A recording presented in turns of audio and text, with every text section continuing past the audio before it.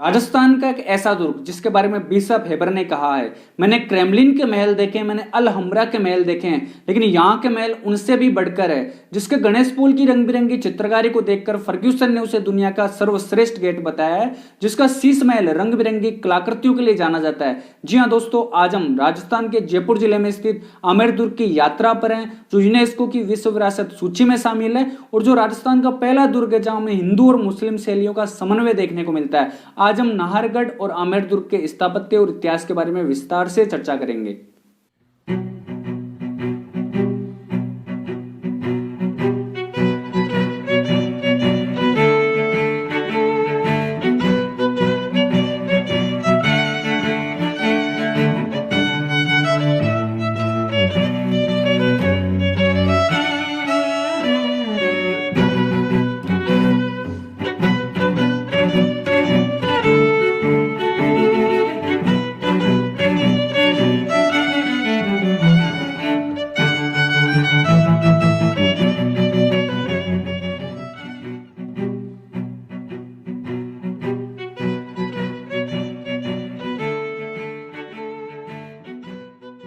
हम Rajasthan art and culture की series में राजस्थान के लोकगीत, राजस्थान के लोक नृत्य और यूनेस्को की सूची में शामिल 6 दुर्गों में से 5 दुर्ग प्लस एक जूनागढ़ या बीकानेर किले के बारे में पढ़ चुके हैं और आज हम आमेर दुर्ग के बारे में पढ़े हैं। उसके पहले जो लास्ट क्लास में हमने जैसलमेर दुर्ग पढ़ा था उसका हम जल्दी से रिवीजन कर लेते हैं। जैसलमेर दुर्ग के बारे में हमने कुछ उसके उपनाम पढ़े थे। हमने देखा था इसको स्वर्णगिरी का किला कहते हैं, इसको सोनार दुर्ग कहते हैं, ये रेगिस्तान का स्वर्ण कहलाता है और रेगिस्तान का गुलाब कहलाता है, राजस्थान का अंडमान कहलाता है। और फिर देखा था इसको गलियों का दुर्ग कहते हैं, त्रिकूट दुर्ग कहते हैं, बाटी बट किवाड़ कहते हैं, इसको जैसानगढ़ और गोरहरागढ़ के नाम से भी इसको जानते हैं। जैसलमेर में स्थित है। धानुवन दुर्ग की विशेषताएं रखता है, मतलब ऐसा दुर्ग जिसके चारों तरफ मरुस्थल हो, 3 भुजाओं के कारण या त्रिभुज की आकृति के कारण इसको त्रिभुजाकार दुर्ग, त्रिभुजाकार आकृति में बना हुआ है और गहरे पीले पत्थरों से निर्मित है। ये दूर से देखने पर ऐसा लगता है मानो रेत के समुद्र में जहाज ने अपना लंगर डाल रखा हो और ये अंगड़ाई लेते हुए शेर के समान भी दिखाई देता है। और सत्यजीत रे ने सोनार किला नामक एक डॉक्यूमेंट्री फिल्म इस दुर्ग के ऊपर बनाई थी। उसके बाद हमने इसके इतिहास के बारे में बात करी थी कि रावल जैसल द्वारा 12 जुलाई 1155 में इसका निर्माण करवाया था और ये अपनी 2.5 शाखों के लिए प्रसिद्ध है। पहला शाखा के बारे में बात करी, इसका जो डेट थी वो मैं नहीं याद करनी, मूलराज इस समय शासक थे, अलाउद्दीन खिलजी ने अटैक किया था। दूसरे शाखा की डेट भी हमें नहीं याद करनी है, दूधया दुर्जन साल इस समय शासक थे और फिरोज तुगलक ने अटैक किया था। तीसरा शाखा इंपॉर्टेंट था जो अर्ध शाखा था, केवल केसरिया हुआ था, यहाँ जौहर नहीं हुआ था। 1550 में ये शाखा होता है और उसमें लूणकरण शासक थे, कंधार के अमीर अली ने उस समय अटैक किया था। उसके बाद हम इसके स्थापत्य के बारे में बात करी थी कि राजस्थान का दूसरा सबसे बड़ा आवासीय किला है। इसकी छतें कास्ट या लकड़ी की बनी हुई, चूने का प्रयोग कहीं भी देखने को नहीं मिलता है। 99 बुर्जे में देखने को मिलती है। दोहरा गागरेनुमा प्रकोटा है जिसको हमने कमरकोट कहा था। यहाँ हस्तलिखित ग्रंथों का भंडार, जिन भद्रसूरी जो ग्रंथ भंडार भी देखने को मिलता है। जयसुल कुआं भी यहाँ स्थित है। 2009 में 5 रुपए का डाक टिकट इस पे जारी किया गया। कुछ अलग अन्य चीजें देखने को मिलती है जैसे बादल विलास, जवार विलास, सर्वोत्तम विलास, गज विलास देखने को मिलता है। जैसा तोप यहाँ रखी हुई है। आवड़ माता का मंदिर है, लक्ष्मी नारायण मंदिर है, बाबा रामदेव जी का मंदिर है, आदिनाथ जैन मंदिर है और यहाँ पे एक द्वार है जिसको हमने अक्षय पोल कहा था। ठीक है,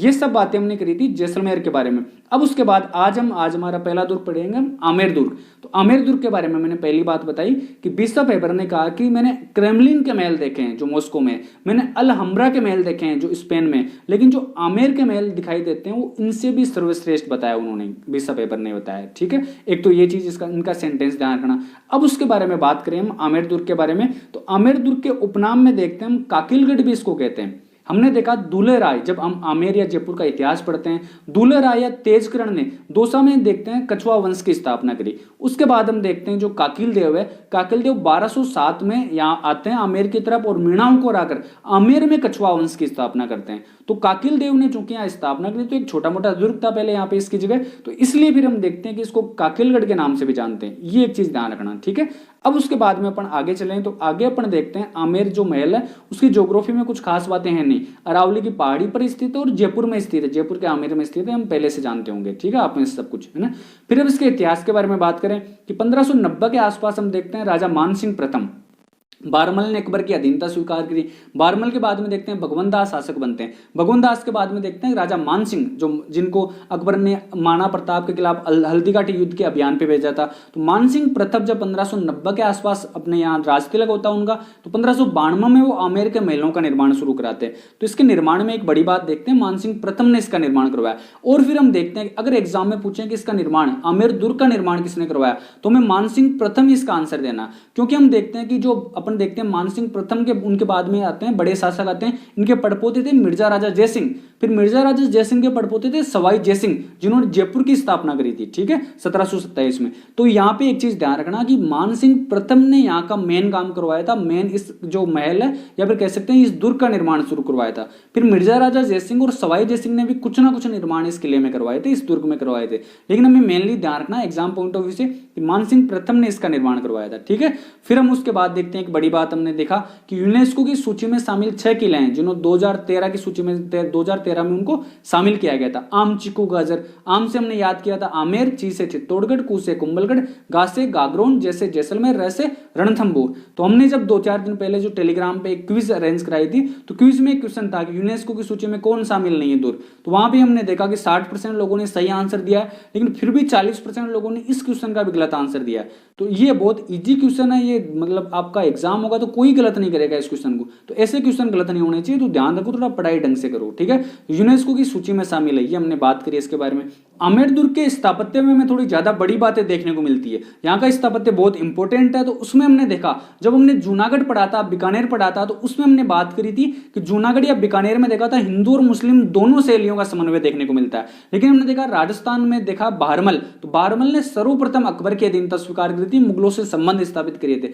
जब सबसे पहले उन्होंने संबंध स्थापित किए, तो इसलिए हम देखते हैं कि जो आमेर महल, आमेर का जो दुर्ग है, यहाँ पे अपन को देखने को मिलता है हिंदू और मुस्लिम शैलियों का सर्वप्रथम समन्वय में यही देखने को मिलता है। कुछ विशेषताएं में हिंदू शैली की मिलती है, तो कुछ विशेषताएं में मुस्लिम शैलियों की मिलती है, ठीक है। उसके बाद फिर अपन आगे बात करेंगे इसके स्थापत्य में। इसके स्थापत्य में आगे अपन देखेंगे कि आमेर दुर्ग के जो महल है, राजप्रसाद है, तो राजप्रसाद बाकी जो महलों के राजप्रसाद वो कहीं ना कहीं समतल भाग में स्थापित होते हैं, लेकिन नहीं, जो आमेर महल के राजप्रसाद वो समतल भाग में स्थापित नहीं होकर एक ढलान पर स्थापित है। तो अगर मेंस में अपन को इसकी विशेषताओं में एक लाइन लिखनी हो तो ये चीज ध्यान रखना, ठीक है। फिर यहाँ पे अपन देखते हैं कि आमेर महल के जस्ट बाहर हमें एक मावठा जलाशय देखने को मिलता है। तो मावठा जलाशय या इसको मावठा झील भी कहा जाता है, जिसको प्राचीन काल में महावता के नाम से जाना जाता था, ठीक है। तो यहाँ पहले तो अपन देखते हैं कि यहाँ कृत्रिम रूप से प्राकृतिक रूप से यहाँ पानी की सप्लाई होती थी, जो फिर लेकिन बाद में अपन देखते हैं आजकल इसकी प्राकृतिक रूप से पानी की सप्लाई नहीं होती है, तो बिसलपुर डैम से यहाँ पानी की सप्लाई की जाती है। तो मावठा जलाशय, मावठा झील के बारे में ध्यान रखना है।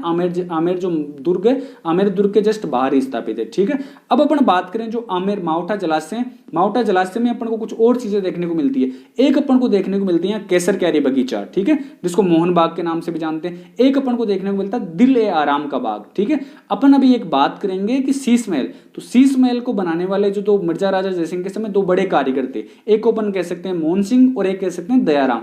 तो बाद में कहते हैं कि मिर्जा राजा जयसिंह ने उन्हीं के नाम पर, इनके नाम पर कह सकते हैं इसका मोहन बाग भी नाम रख दिया और दयाराम बाग या दिल ए आराम बाग भी इसका नाम रख दिया, ठीक है। तो दिल ए आराम बाग अपन को जो मावठा जलाशय में जो केसर क्यारी बगीचा बना हुआ उसके जस्ट अपोजिट देखने को मिलता है। उसके जस्ट अपोजिट अपन को यहाँ पे कह सकते हैं कि दिल आराम बाग मिला हुआ जो देखने को मिलता है। तो ये 4 बाग शैली में, मुगल शैली में बना हुआ है, ठीक है। तो एक चीज तो अपन को ध्यान रखना है, दिल आराम बाग भी यहाँ पे बना हुआ। एक चीज ध्यान रखना, केसर क्यारी बगीचा, ठीक है। तो यहाँ पे अपन देखते हैं मिर्जा राजा जयसिंह ने कश्मीर से केसर मंगवाई थी और केसर मंगाकर यहाँ केसर उगाने का प्रयास किया था, लेकिन कश्मीर का जो क्लाइमेट और राजस्थान के क्लाइमेट में डिफरेंस होने के कारण वो उसमें ज्यादा सफल नहीं हो पाए थे। लेकिन अपन को ध्यान रखना कि यहाँ पे मावठा जलाशय में कुछ क्यारियां बनी हुई है, वो भी कह सकते हैं कि जो ज्यामितीय अलंकरण उनका उसी तरह है जैसे मुगल शैली है, ठीक है। तो यहाँ पे केसर क्यारी बगीचा बना हुआ है, ये अपन को एक ध्यान रखना। और एक बड़ा ही मनोरम दृश्य यहाँ से देखने को मिलता है आमेर दुर्ग के आसपास के इस केसर क्यारी बगीचे के कारण, ठीक है।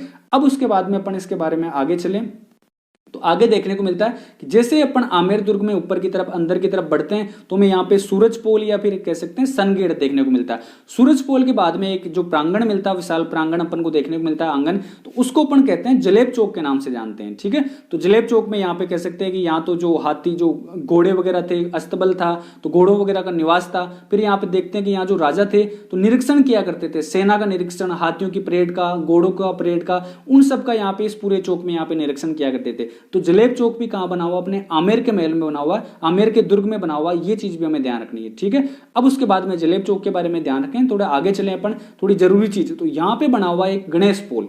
तो आगे थोड़ा जलेब चौक से आगे बढ़ते हैं, तो गणेश पोल एक गेट बना हुआ है, भगवान गणेश जी के नाम पर इसका जो नामकरण किया गया। तो इसमें देखते हैं फर्ग्यूसन ने इसकी रंग बिरंगी जो चित्रकारी है उनको देखकर कहा कि यहाँ की जो चित्रकारी है, तो उसके बारे में कहा कि ये गेट दुनिया का सर्वश्रेष्ठ गेट है। तो ये एक बड़ी चीज ध्यान रखना अपन को। ठीक है, तो गणेश पोल के बारे में देखा गया कि यहाँ की जो जो रंग किए गए, यहाँ के जो गणेश पोल में अलग अलग जो चित्रकारी की गई है, तो उसमें जो सब्जियों को प्रोसेस करके रंग निकाला गया है, तो सब्जियों को प्रोसेस करके रंग निकाला गया है, फिर उस रंग से यहाँ पे चित्रकारी की गई, थोड़ी बड़ी अलग चित्रकारी और शानदार चित्रकारी देखने को मिलती है। तो गणेश पोल के बारे में ये चीजें आप ध्यान रखना। एक गणेश पोल है, अपने आमेर के दुर्ग में स्थापित है। ठीक है, अब उसके बाद गणेश पोल के बारे में अपन आगे बढ़ते हैं, दीवान आम या दीवान दरबार। ठीक है, देखो गणेश पोल के बारे में आगे, गणेश पोल के बाद में अपन आगे बढ़ते हैं दीवान आम। आम के बाद में अपन देखते हैं नाम से स्पष्ट, आम मतलब आम जनता, एक जन सामान्य के लिए एक दरबार बनाया गया था मिर्जा राजा जयसिंह द्वारा दीवाने आम के नाम से, जहां राजा जन सामान्य जो जनता की समस्या यहाँ पे सुना करते थे, वो है दीवाने आम।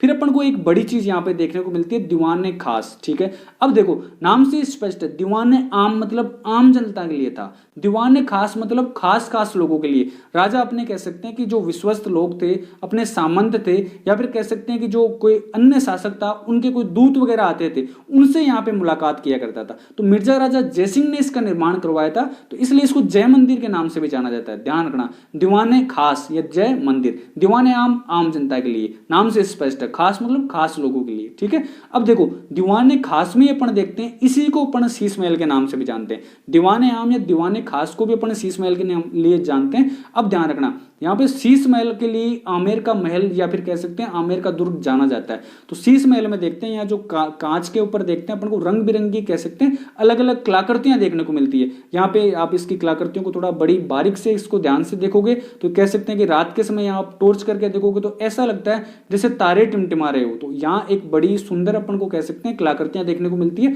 शीश महल में। तो देखो अब एक चीज बात करिए अपन ने, दीवाने आम आम जनता के लिए, दीवाने खास खास खास लोगों के लिए, फिर दीवाने खास में ही अपन देख सकते हैं यहाँ शीश महल बना हुआ है। तो शीश महल बना हुआ है और फिर अपन उसके आगे चलें, जस्ट शीश महल के आगे, तो हमें यहाँ पे मिलता है यश या जस मंदिर। जस्ट अपन देखते हैं गणेश पोल के जस्ट ऊपर, तो ये जो यश और जस मंदिर है ये इसलिए बनाया गया था कि यहाँ से रानियां अपने कह सकते हैं कि जो शीश महल है वहां तक का दृश्य देख सके कि राजा किन से बात कर रहे हैं। ठीक है, जो वहां अंदर बैठे लोग थे तो उनको तो दिखाई नहीं देता था कि वहां रानियां कहाँ बैठी है, लेकिन जो यश या जस मंदिर था वहां से रानियां उस दृश्य को देख सकती थी, दीवाने खास तक के दृश्य को। ठीक है, ये अपने एक यश या जस मंदिर का नाम भी ध्यान रखना। आमेर के दुर्ग में हमें एक चीज और देखने को मिलती है, वहां सुख मंदिर। सुख मंदिर का मतलब है जहां राजा और रानी गर्मियों के समय रहते थे, ऐसे नाम से ध्यान रखो, सुख मंदिर मतलब जहां सुख मिलता था। तो गर्मियों के समय यहाँ पे कह सकते हैं कि ऐसी की व्यवस्था की गई थी शानदार। गर्मियों के समय जो मेहराब था, तो मेहराब जो होती थी तो उसमें जालियां छोटी छोटी झरोखे बने होते थे, तो उनसे शीतल शीतल मंद मंद हवा की व्यवस्था की गई थी। पानी के ऊपर एक टंकी रख दी जाती थी जिसमें सुगंधित इत्र मिला दिया जाता था। जब पानी की टंकी से जब पानी यहाँ रिसता था तो कह सकते हैं कि ठंडी ठंडी शीतल शीतल मंद मंद हवा आती थी। यहाँ पे एक झूला भी बना हुआ था, जिस झूले में अपन कह सकते हैं राजा और रानी यहाँ बैठ सकते थे। तो सुख मंदिर का ध्यान रखना, जहाँ सुख मिलता था, गर्मियों के टाइम आराम से बैठते आराम करते थे, जहाँ गर्मी नहीं लगती थी, ऐसे ध्यान रख लेना। ठीक है, अब उसके बाद में अपन आगे चले सुहाग मंदिर या सौभाग्य मंदिर। तो सुहाग मंदिर या सौभाग्य मंदिर का मतलब था जहाँ पे सुहागिन जो रानियां या सुहागिन स्त्रियां वही वहां पे रह सकती थी। ठीक है, तो वहां पे कहा जा सकता है कि यहाँ पे भी कुछ एक झरोखे वगैरह हुआ करते थे, कुछ जो जालियां थी, तो उनमें से कह सकते हैं कि जब राजा कोई युद्ध जीत के आता था तो किसी अभियान से आता था, फिर बाद में यहाँ पे से रानियां वहां से फूल वगैरह बरसा के उनका स्वागत किया करती थी। और जब भी कोई प्रांगण में, बाहर प्रांगण में, आंगन में कोई प्रोग्राम वगैरह होता था तो जो रानियां थी वहां से सुहाग मंदिर के जो जालियां थी उन्हीं में से रानियां तो बाहर देख सकती थी जो कुछ दृश्य था, लेकिन बाहर के लोग रानियों को नहीं देख सकते थे। तो ये एक चीज ध्यान रखना, और रानियां यहाँ बैठती थी, उनके मनोरंजन और हंसी मजाक का ये स्थान था। ये एक चीज ध्यान रखना सुहाग मंदिर के बारे में। ठीक है, सुहाग मंदिर या सौभाग्य मंदिर के बारे में अपन ने बात करी। उसके बाद में फिर अपन आगे चले, तो आगे अपन यहाँ पे देखने को मिलता है, आगे चलते हैं मानसिंह महल। तो मानसिंह ने बनवाए थे, तो मानसिंह के 12 रानियां थी, तो 12 रानियों के लिए एक जैसे 12 कमरे बनवाए थे। तो कुल मिला के अपन बात करें वो कमरे नहीं थे, एक तरीके से बात करें एक तरीके से एक कंपार्टमेंट थे, अलग अलग कह सकते हैं घर ही थे, मकान ही थे, है ना, अलग तरीके से महल ही थे, 12 महल थे उस तरीके से। तो रानियों के लिए उन्होंने 12 महल बनवाए थे, और इस तरीके से थे वो सारे कमरे कि एक कमरा दूसरे कमरे से पूरा अलग था, बीच में दीवार थी, एक रानी दूसरी रानी के पास नहीं जा सकती थी। और फिर उन सब कमरों से अलग अलग सीढ़ियां बनी हुई थी जहां से राजा उसमें प्रवेश कर सकता था, लेकिन रानियों को ऊपर जाने की इजाजत नहीं थी। ठीक है, तो वहां से राजा अलग अलग जो रानियों के जो रूम था उनमें प्रवेश कर सकता था, लेकिन एक रानी को दूसरी रानी के जो रूम था उनमें जाने की इजाजत वहां नहीं होती थी, विशेष अवसरों को छोड़कर। ठीक है, तो मानसिंह महल भी अपन को देखने को मिलता है, जहां मानसिंह ने 12 कमरे बनवाए थे एक जैसे। ठीक है, के महल में अपन को एक चीज और देखने को मिलती है, कदमी महल। कदमी महल और कुछ नहीं, यहाँ के जो शासक था, राजा था एक रामदेव, उनके द्वारा बनाया गया यहाँ पे एक प्राचीन महल था, जिसमें अपन को देखने को मिलता है कि यहाँ के शासकों का पहले राज तिलक वगैरह किया जाता था।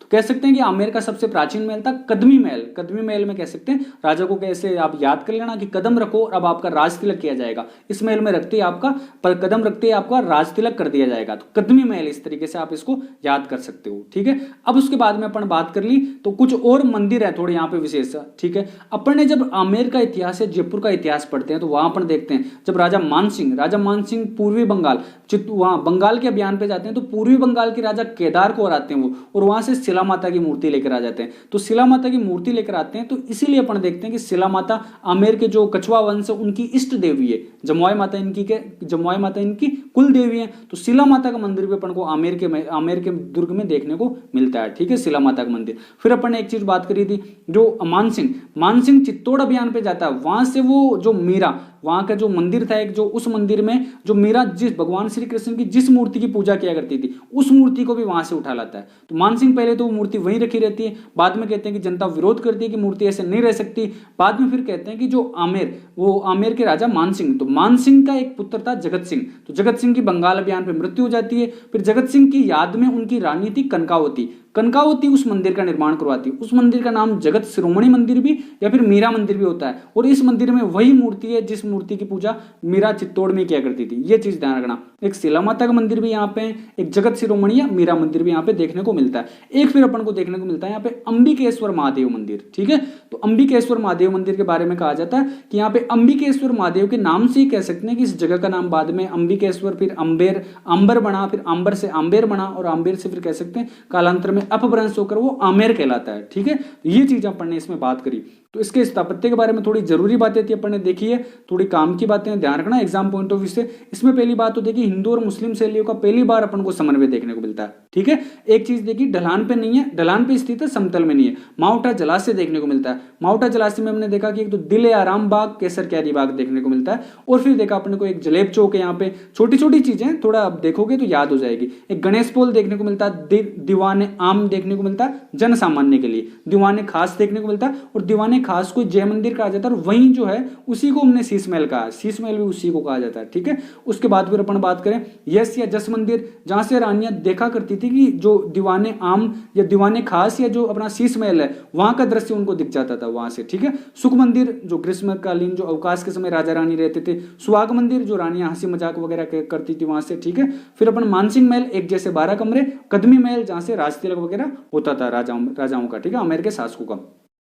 शिला माता मंदिर देखने को मिलता है यहाँ पे अपन को, जगत शिरोमणि या मीरा मंदिर देखने को मिलता है, और अंबिकेश्वर महादेव का मंदिर देखने को मिलता है। ठीक है, तो ये अपन ने बात करी। ये एक जो गार्डन बना हुआ है यहाँ पे अंदर मुगल शैली पे आधारित है, चारबाग शैली पे आधारित है, आमेर महल के अंदर ही। ठीक है, और ये अपन ने बात करी आमेर महल के बारे में। तो आमेर महल के बारे में अपन जितनी भी बातें थी सारी काम की बातें एग्जाम पॉइंट ऑफ व्यू से सारी कर चुके हैं। अब आमेर के साथ में अपन देखते हैं जयपुर में अपन को एक और किला, एक और गढ़ अपन को देखने को मिलता है, नाहरगढ़। ठीक है, अपन को जयपुर में आप देखो तो जयपुर से इसका दृश्य साफ साफ दिखाई देता है। तो नाहरगढ़, इसलिए इसको ऐसा भी कहा जाता है जयपुर की तरफ झांकता हुआ किला। ठीक है, जयपुर की तरफ झांकता हुआ गढ़ कहा जाता है। और ये कह सकते हैं कि एक ऊंची पहाड़ी पर स्थित है, तो कह सकते हैं जयपुर का मुकुट के समान है, तो इसको कह सकते हैं जयपुर के मुकुटमणि के रूप में भी इसको जाना जाता है। ये चीजें ध्यान रखना। और फिर इसके उपनाम के बारे में एक चीज ध्यान रखना, पहले इसको सुदर्शनगढ़ के नाम से जाना जाता था। ध्यान रखना, एग्जाम में सीधा सीधा क्वेश्चन आ जाता है सुदर्शनगढ़ इनमें से कौन सा है, इसके बारे में कौन सी क्या बात सही है और कौन सी गलत बात है। अब हमें ये नहीं पता चलता सुदर्शनगढ़ कौन सा है, नाहरगढ़ ही सुदर्शनगढ़ है। लेकिन बाद में अपन अभी बात करेंगे नारसिंह भूमिया के नाम पर, इसका नाम बाद में कालांतर में पड़ गया था नाहरगढ़, पहले इसका नाम था सुदर्शनगढ़ ही नाम था। ठीक है, एक चीज ध्यान रखना। और फिर अपन बाद में बात करें कि यहाँ पे ऊंची पहाड़ी पर स्थित है, अगर कोई दुश्मन की सेना यहाँ पर अटैक करेगी तो सबसे पहले यहाँ से पता लग जाएगा, तो पता लग जाएगा, इसलिए इसको अपन कह सकते हैं जयपुर का पहरेदार किले के नाम से भी जानते हैं इसको। ठीक है, जयपुर का मुकुटमणि है, सुदर्शनगढ़ है, और जयपुर का पहरेदार किला है नाहरगढ़ है। छोटा सा ही है, शुरू होने से पहले खत्म हो जाएगा, ज्यादा बातें इसके बारे में नहीं है। ठीक है, अब उसके बारे में आगे बात करें अपन, तो आगे अपन ने देखा इसकी ज्योग्राफी जयपुर में स्थित है, कुछ खास बात नहीं है। इतिहास, इतिहास के बारे में जाएं तो अपन देखते हैं कि सवाई जयसिंह, तो अपन मराठों का संबंध अपन देखते हैं राजस्थान से, तो अपन देखते हैं जो बूंदी राज्य में मराठों ने सर्वप्रथम राजस्थान में हस्तक्षेप किया था और उसका कारण भी था सवाई जयसिंह ने बूंदी में हस्तक्षेप किया। सवाई जयसिंह ने बूंदी के राजनीतिक रूप से उनके जो मामले थे उनमें हस्तक्षेप किया, इसलिए मराठों ने कह सकते हैं कि बाद में उनको मौका मिल गया, उन्होंने बूंदी में हस्तक्षेप किया।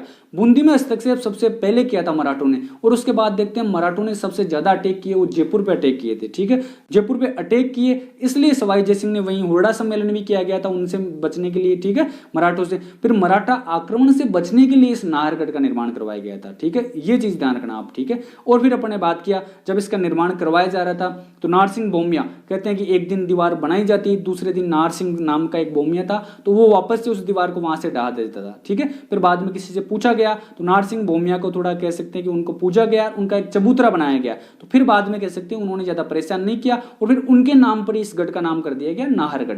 पहले इसका नाम था सुदर्शनगढ़ नाम था, ये एक चीज ध्यान रखना। फिर अपन एक इतिहास में पढ़ते हैं, आमेर के इतिहास में, जयपुर के इतिहास में जगत सिंह सेकंड, तो जगत सिंह सेकंड की एक प्रेमिका थी रस कपूर, तो रस कपूर इनके शासनकाल में खूब हस्तक्षेप किया करती थी, लेकिन कालांतर में कहते हैं कि उनके सरदार वगैरह ने इस रस कपूर को यहाँ पे नाहरगढ़ में उनको कैद करके रख दिया था। ये चीज भी ध्यान रखना, अपन से पूछा जा सकता है रस कपूर को कहाँ कैद करके रखा गया था, उनको नाहरगढ़ में कैद करके रखा गया था। जब 1857 की क्रांति भी होती है तो जो यहाँ के शासक थे, जयपुर के शासक, उन्होंने जो यहाँ का जो रेजिडेंट और उसके परिवार वालों को भी यहाँ नाहरगढ़ में शरण दी थी, तो ये चीज भी अपन को एक बार ध्यान रख लेना है ऐसे ही। ठीक है, फिर आमेर के जो नाहरगढ़ के बारे में अपन ने बात करी, अब इसके थोड़े स्थापत्य के बारे में एक दो बातें हैं और उसमें कह सकते हैं कि ज्यादा काम की बातें नहीं है, लेकिन दूसरी बात ज्यादा काम की है। सवाई माधो सिंह फर्स्ट, सवाई माधो सिंह ने यहाँ पे उनके नाम से याद हो जाएगा माधवेंद्र पैलेस का निर्माण करवाया था, ये चीज ध्यान रखना। फिर अपने आते हैं सवाई माधो सिंह सेकंड, ये लाइन बहुत इंपॉर्टेंट है, ध्यान रखना। उनके थे 9 पासवान। पासवान का मतलब होता है, देखो, एक होती है दासी, एक होती है रानी, जिनका स्टेटस दासी से तो ज्यादा हो लेकिन रानी से थोड़ा कम हो, उनको पासवान का दर्जा दे दिया जाता था। ठीक है, तो उनकी 9 पासवान थी, 9 पासवानों के लिए नाराज नहीं हो जाए तो एक जैसे 9 महल बनवा रखे हैं सवाई माधो सिंह सेकंड ने, ये चीज ध्यान रखना, एग्जाम में पूछा जाता है। तो एक इसके स्थापत्य के बारे में यही एक जरूरी चीज है, बाकी कुछ नहीं है ज्यादा। नाहरगढ़ के बारे में बात करी, इसको सुदर्शनगढ़ कहा जाता है, जयपुर का पहरेदार किला कहा जाता है और इसको जयपुर के मुकुटमणि के नाम से जानते हैं। जयपुर में स्थित है, सवाई जयसिंह ने इसका निर्माण करवाया था 1734 में, इतना कोई जरूरी नहीं है डेट इसकी। ठीक है, मराठा आक्रमण से बचने के लिए नारसिंह भौमिया के नाम पर इसका नाम नाहरगढ़ पड़ा और जगत सिंह सेकंड की प्रेमिका रस कपूर को भी यहीं कैद करके रखा गया था। सवाई माधो सिंह फर्स्ट थे, उन्होंने माधवेंद्र पैलेस का निर्माण करवाया था और माधो सिंह जो सेकंड थे उन्होंने यहाँ पे अपनी 9 पासवान के लिए एक जैसे 9 महल बनवाए थे। ठीक है, ये अपन ने बात करी। आज देखो अपने जो यूनेस्को की सूची में शामिल 6 किले हैं, ठीक है, 6 किलों के बारे में अपन ने बात कर ली। उसके अलावा भी अपन ने जूनागढ़ और बीकानेर किले के बारे में और आज एक नाहरगढ़ किले के बारे में बात कर ली। अगली क्लासेज में हम जयगढ़ के बारे में बात करेंगे, फिर हम बात करेंगे जिसके बारे में जोधपुर का मेहरानगढ़ के बारे में बात करेंगे, बटनेर का किला। उसके बाद में इतनी बात करने के बाद ज्यादा किलों के बारे में अपने लिए कुछ करने के लिए बचेगा नहीं, छोटे मोटे किले हैं वो जल्दी से हो जाएंगे। तो साथ के साथ नोट्स बनाओ, साथ के साथ इनको याद करो, सारा सब कुछ करो। ठीक है, और बाकी वो सब कुछ करने की होती है जो मैं क्या बताऊं आपको, है ना, लाइक कमेंट सब्सक्राइब वो आप कर दिया करो अपने आप ही। ठीक है।